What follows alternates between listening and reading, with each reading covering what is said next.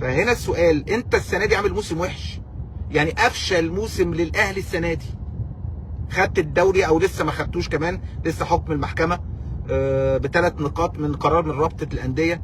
نتائجك وحشه في الدوري، غيرت المدرب بسبب النتائج، طلعت من الصن داونز اللي قدر بيراميدز انه يكسبه في النهائي، ما شاركتش في كاس مصر عشان كنت منسحب السنه اللي قبليها، الرابطه لم تنجح وخرجت، وفي كاس العالم طلعت رابع مجموعتك.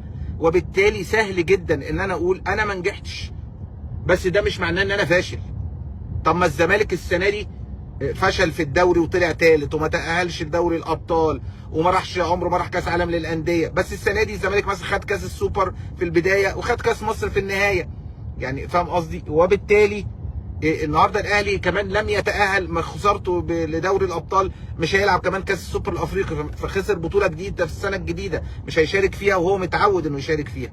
فهنا السؤال يا جماعه، هو العيب الحقيقي ان انت توهم الناس ان انت نجحت في كاس العالم للانديه وانت طالع الرابع. دي حاجه تكسف يا جماعه. انتوا ما تضحكوش على بعض، او ما تضحكوش على نفسكم، او ما تضحكوش على الناس.